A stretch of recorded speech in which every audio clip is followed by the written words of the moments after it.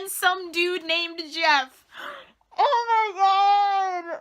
Oh my god, I don't even have words. I don't even have words to express how amazing that episode was, guys.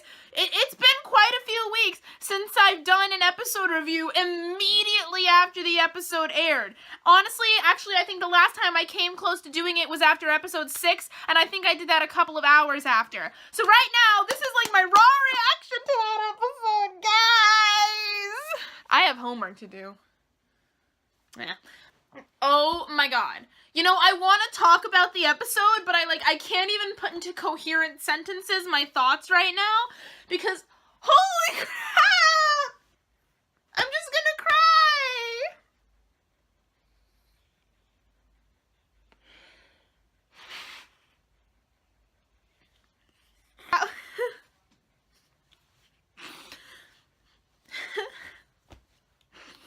That was just very clearly a big love letter to the fans. And I can't get over it.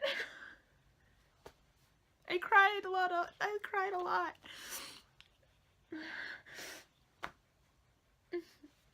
I can't even begin to tell you how much that episode meant to see. So I'm gonna try to talk about it, but first of all, I'm surprised at how much I loved that, because, like, I'm not really a big Jenkins person. Like, obviously I love him because I love all of them, but, like, I'm not, like, that emotional about Jenkins. But, like, this episode, like, I just, like, completely Jenkins. We had almost none of the others. And so, like, yeah. Okay, so first of all, on, like, a funny note, like, I feel so called out. I felt so called out by Jeff, like, right away.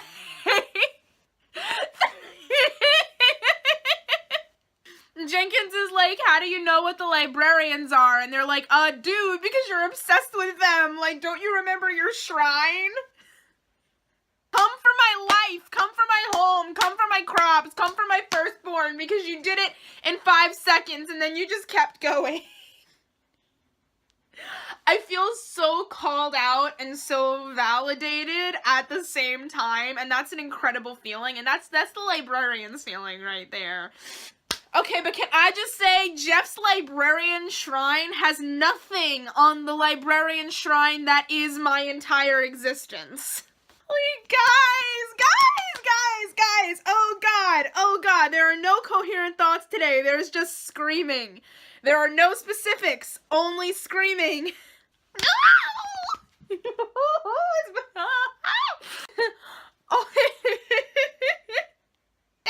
so good. I think, like, what I loved most about this, the thing I'll mention first, I loved like the group, like, of Jeff's friends that Jenkins was going with. Because Jeff was not even the one we saw the most. It was Jeff's friends that I really felt like were, like, a love letter to the fans, were Jeff's friends.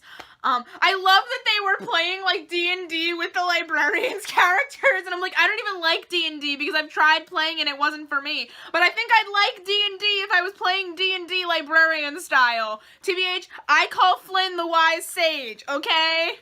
So we had Jenkins going on the journey with Jeff's friends to get to the library, and they had to go through these room of puzzles, right, to, like, get into the library, and what I loved was, like, the puzzles were so clearly matched specifically for them, like, the one guy whose name I don't remember, that might have been Schmidt, actually. I think Schmidt, like, had to put together the D&D dice, and then the girl, like, had to dance Revolution, and then the other guy who was a parent had to give Jenkins advice and had to get Jenkins to believe in himself, and it was crafted perfectly for them, because the library knew they were coming, and, like, the library gave them challenges that were specifically crafted to test their skill set, because the library knew that they needed to get in, because the library's smart. Like, when are we gonna learn? The library is smart, people, which is why this whole one librarian thing is gonna be totally BS, and we're gonna learn that because the library picked all 4 of them, and the library freaking knows that they need all 4 of them. That's right, Flynn, I said 4. I didn't say 3, I said 4. Get your ass back here right now. Okay, that got off topic. Anyway, but I really did appreciate, like, from an analytical standpoint, this idea that the library was kind of smart, and even though they didn't outright say it, it was kind of clear, like, you know, the library gave them challenges that it knew they would be able to solve if they really put their mind to it. And that's kind of like the library's idea of just accepting everyone in and, like, how your own skill set makes you special. And that's just the librarians! That's just the librarians, guys! I just can't! It was so sweet, and I just love that. It was like the library is like Hogwarts. Help will always be available at Hogwarts to, like, those who ask for it and those who deserve it. And, like, you know, you see other intruders have tried to come into the library and they die, and it's not, like, obviously they are not going to have the same set of challenges, but the library didn't let them in. But the library gave them a set of challenges that, if they were noble enough to get into the library, they would be able to solve. And I love the idea that these geeks who, like, really weren't smart people could be librarians, too! God, I loved everything about it! It was so great. It was so great. Okay? Like, we're just high levels of great. We're up here. We're past. The hand is not even visible anymore.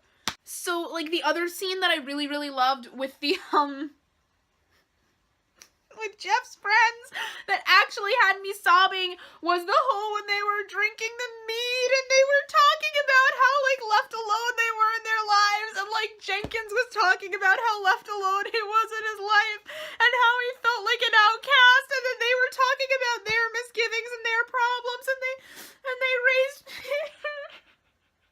they raised their glasses and they said, "Here's to the outcasts, long may we reign."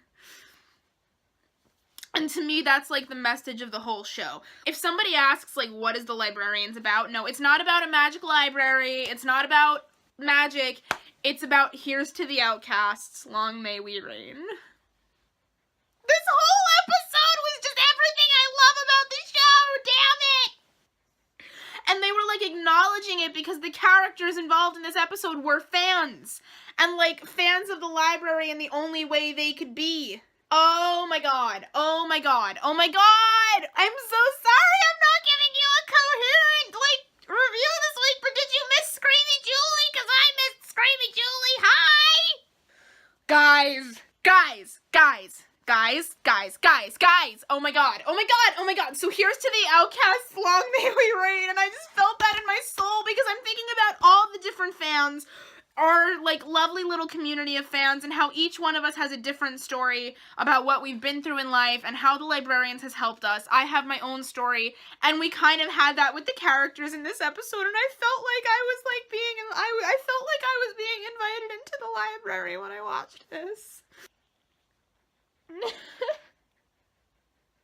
felt like it was, like, telling me, like, the library would invite you in because you're special.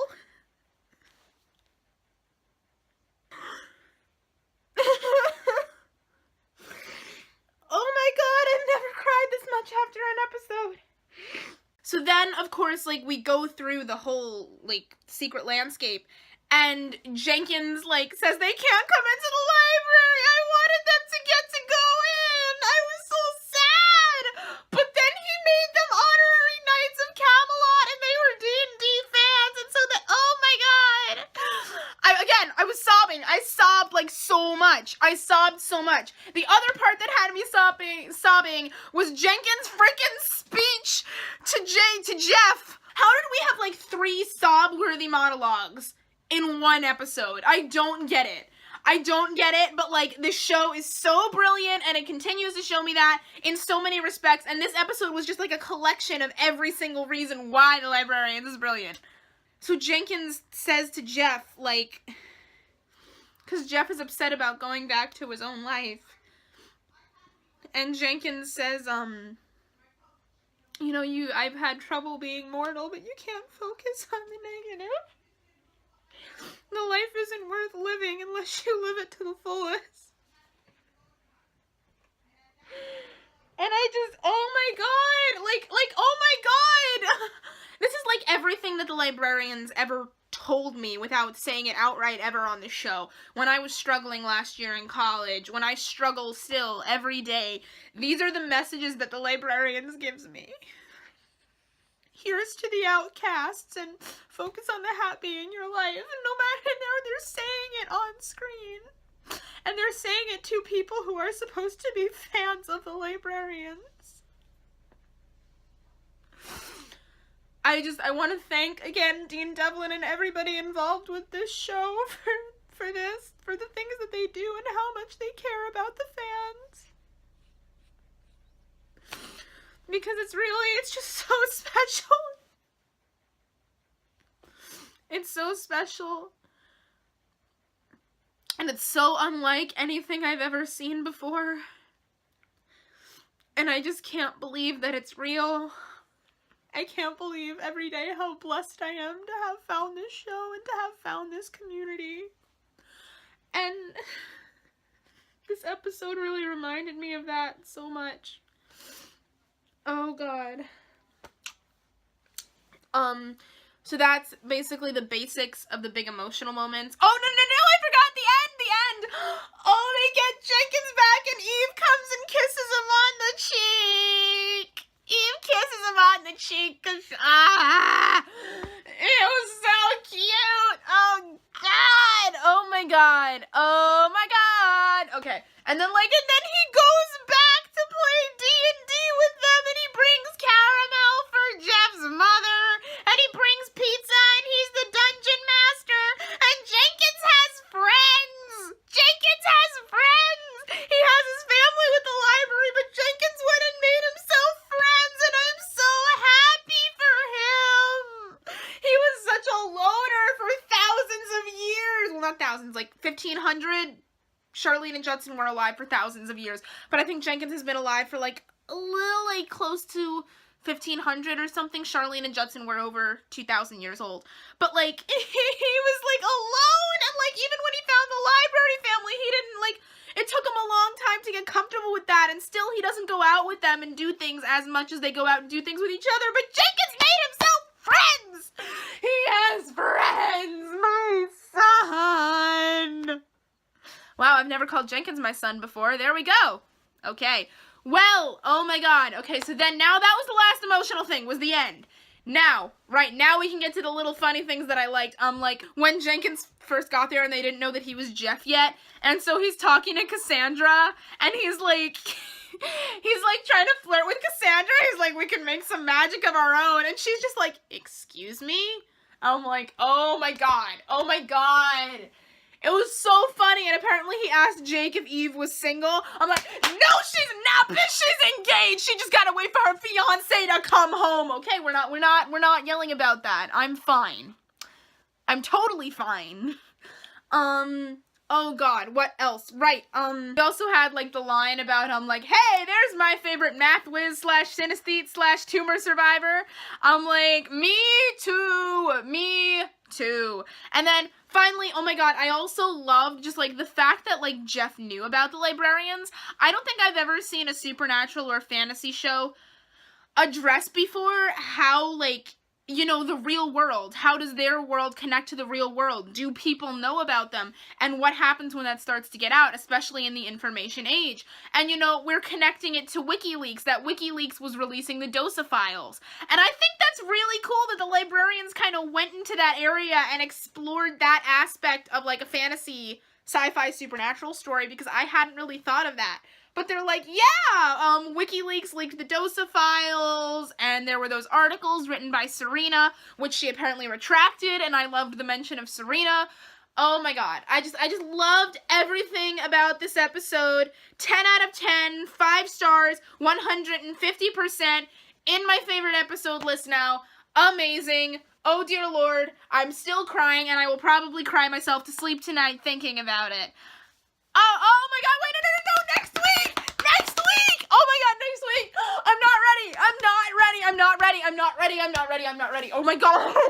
I had read the episode description from the press release, obviously, but I'm not ready, because I knew they were going to the land of nightmares, and I knew they were battling to pick the one librarian to tether with Eve, but I didn't know it was a battle to the death. What the hell? And Eve is crying, I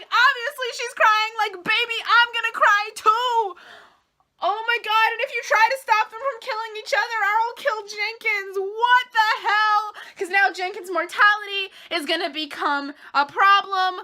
Oh my god. Oh my god, I'm not ready! But I have a prediction because I had a prediction that I just came up with when I was talking about the library being smart before that now I want to share with you because I'm really, really excited about it. Oh my god. Guys, I think I know what's gonna happen. I think the library is gonna be posing like this to be a battle of the death, and then in the battle of the death, like with the Loveday brothers, they're gonna like realize that they're not able to kill each other or something to that nature, and the library is doing this kind of over the top, like dramatic much bitch, but okay, battle to show them that they need all three of them because they need to be all four of them, sorry, but they need to be constantly reminded of that in 201, in 203, in all of season 3. Like, how many times do we have to tell you that you're okay? Be a family. I need oxygen. All right. Oh my god, wait, one more thing, I forgot. Barrett's hair is in a tight bun and if you don't know me, there's this metaphor I like to cry about. That is Eve's hair and how at the beginning of the series she wears it in a tight bun, and as the series has gone through, we've seen her let it down, particularly when she's with Flynn. Now, Flynn's gone, and the hair's been tight again, and in this episode it was in a tight bun. Holy crap, guys.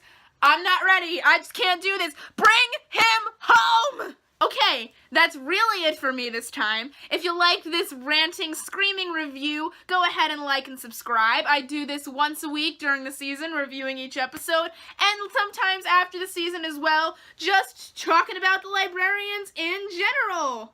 You can follow me on Tumblr, Twitter, and Instagram. All links, user accounts are in the description below. Also in the description below, you can find my entire playlist of Season 4 related videos. I will see you guys next week, probably sobbing my eyes out to talk about And the Trial of the One. 2 episodes left! 2 episodes left! Oh god, TNT, stop, get your head out of your ass, and renew this show right now. Until next time, let's stay magical, and I will see you next week. Bye!